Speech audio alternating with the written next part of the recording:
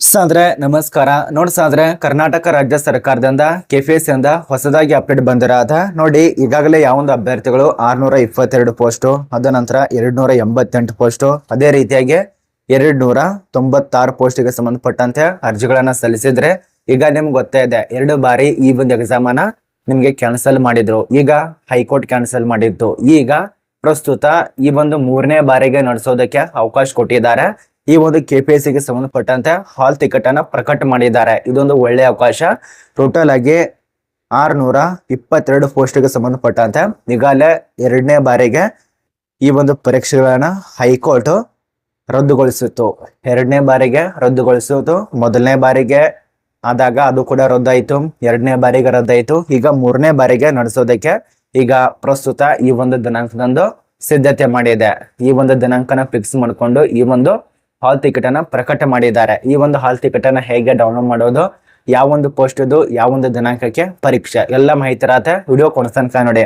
ತುಂಬಾ ಜನ ಈ ಒಂದು ಅಪ್ಡೇಟ್ಗೋಸ್ಕರ ಕಾಯ್ತಾ ಇದ್ದೀರಾ. ಯಾರ್ಯಾರು ಕಾಯ್ತಾ ಇದ್ದೀರಾ, ಯಾರ್ಯಾರು ವೇಟ್ ಮಾಡ್ತಾ ಇದ್ರಲ್ಲ, ನಿಮ್ಗೆ ಗೊತ್ತಾಯ್ತಂದ್ರೆ ಬೇರೆದವ್ರಿಗೆ ಶೇರ್ ಮಾಡಿ, ಅವರು ಕೂಡ ಹೆಲ್ಪ್ ಆಗತ್ತೆ. ಬನ್ನಿ ಒಂದೊಂದ ತಿಳಿಸ್ಕೊಡ್ತಾನೆ ನೋಡಿ. ಇದಕ್ಕೆ ಸಂಬಂಧಪಟ್ಟಂತೆ ಸ್ವಲ್ಪ ಪೀಠಿಕೆ ನೋಡಿ. ಈಗಾಗಲೇ ಕೆಪಿಎಸ್ಸಿಗೆ ಸಂಬಂಧಪಟ್ಟಂತೆ ಮೊದಲನೇದಾಗಿ 296 ಎ ಅಂತ ಹೇಳಿ ಮತ್ತು 288 ಜಿ ಅಂತೇಳಿ ಕೆಮಿಸ್ಟ್ರಿ ಮತ್ತು ಕೆಮಿಕಲ್ ಸೂಪರ್ವೈಸರ್ ಸೇರಿದಂತೆ ಒಟ್ಟು ನಿಮಗೆ 622 ಪೋಸ್ಟ್ ಇತ್ತು. 2 ಬಾರಿ ನಾನು ನಿಮ್ಗೆ ತಿಳಿಸ್ಕೊಟ್ಟಿದ್ದೇನೆ. ಈಗ ನಾನು ತಿಳಿಸ್ಕೊಡ್ತಾ ಇರೋದು 3ನೇ ಬಾರಿಗೆ. 2 ಬಾರಿಗೆ ತಿಳಿಸ್ಕೊಟ್ಟಾಗ ಸರ್ಕಾರದಿಂದ 2 ಬಾರಿ ಕೂಡ ರದ್ದು ಮಾಡಿತ್ತು. ಈಗ ಖುದ್ದಾಗಿ ಹೈಕೋರ್ಟ್ ತಿಳಿಸ್ಕೊಟ್ಟಿರುವಂತ ಮಾಹಿತಿ ಪ್ರಕಾರ 3ನೇ ಬಾರಿಗೆ ದಿನಾಂಕ ನೋಡಿ ಡಿಸೆಂಬರ್ 27 ಮತ್ತು 28ನೇ ತಾರೀಕದಂದು ಹೊಸದಾಗಿ ಮರು ಪರೀಕ್ಷೆಯನ್ನು ನಡೆಸೋದಕ್ಕೆ ಅವಕಾಶ ಕೊಟ್ಟಿದೆ. ಈ ಒಂದು ದಿನಾಂಕ ಅಂದ್ರೆ ಡಿಸೆಂಬರ್ 27, 28ನೇ ತಾರೀಕದಂದು ಹೊಸದಾಗಿ ಮರು ಪರೀಕ್ಷೆ ಕೆಪಿಎಸ್ಸಿ ಇದು 622 ಪೋಸ್ಟ್ ಅದು. ಈಗ ಪರೀಕ್ಷೆನ ನಡೆಸ್ಬೇಕಂತೇಳಿ ನಿರ್ಧಾರ ಮಾಡ್ಕೊಂಡು ಕೊನೆಗೂ ನಿಮ್ಮ ಒಂದು ಹಾಲ್ ಟಿಕೆಟ್ ಅನ್ನ ಪ್ರಕಟ ಮಾಡಿದ್ದಾರೆ. ಈ ಒಂದು ಹಾಲ್ ಟಿಕೆಟ್ ಅನ್ನ ಎಲ್ಲಿ ಯಾವ ಒಂದು ವೆಬ್ಸೈಟ್ ಡೌನ್ಲೋಡ್ ಮಾಡ್ಬೇಕಂದ್ರೆ ಕರ್ನಾಟಕದ ಆಫೀಸಿಯಲ್ ಆಗಿರುವಂತ ಅಂದ್ರೆ ಕರ್ನಾಟಕ ಪರೀಕ್ಷಾ ಪ್ರಾಧಿಕಾರ ವತಿಯಿಂದಾನೆ ಈ ಒಂದು ಪರೀಕ್ಷೆ ಇರೋದ್ರಿಂದ ಇಲ್ಲಿ ಡೌನ್ಲೋಡ್ ಮಾಡ್ಕೋಬೇಕು.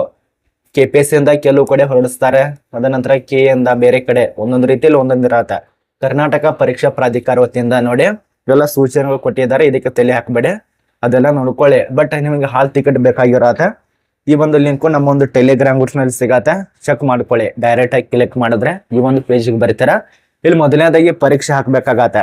ಕೆಪಿಎಸ್ಸಿ ರೀ ಎಕ್ಸಾಮ್ ಅಂತ ಇದೆಯಲ್ಲ, ಇದನ್ನ ಸೆಲೆಕ್ಟ್ ಮಾಡ್ಕೊಳ್ಳಿ. ಅಥವಾ ಕೆಪಿಎಸ್ಎಲ್ ಎಕ್ಸಾಮ್ ಕನ್ನಡ ಅಂತ ಇರತ್ತೆ, ಯಾವ್ದಾದ್ರು ನಿಮ್ಗೆ ಯಾವ್ದಿದೆಯಲ್ಲ ಅದನ್ನ ಸೆಲೆಕ್ಟ್ ಮಾಡ್ಕೊಳ್ಳಿ.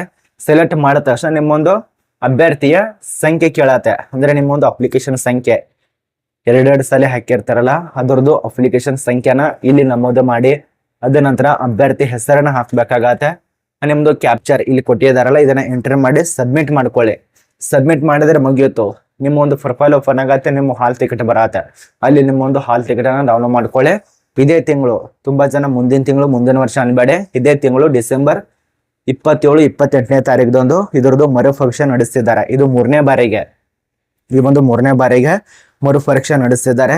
27, 28ನೇ ತಾರೀಕದಂದು ಇದೊಂದು ಅವಕಾಶ ಇರತ್ತೆ. ಯಾರು ಕೂಡ ಇದಕ್ಕೆ ಸಂಬಂಧಪಟ್ಟಂತೆ ಮಿಸ್ ಮಾಡ್ಕೋಬೇಡಿ. ಮತ್ತೆ ಇನ್ನೊಂದು FDA 708 ಪೋಸ್ಟ್ ಇರುತ್ತಲ್ಲ ಅದರದ್ದು ಕೀ ಆನ್ಸರ್ ಅನ್ನ ರಿಲೀಸ್ ಮಾಡಿದ್ದಾರೆ. ಅಂದ್ರೆ ಕ್ವಶನ್ ಪೇಪರ್ ಅನ್ನ ರಿಲೀಸ್ ಮಾಡಿದ್ದಾರೆ.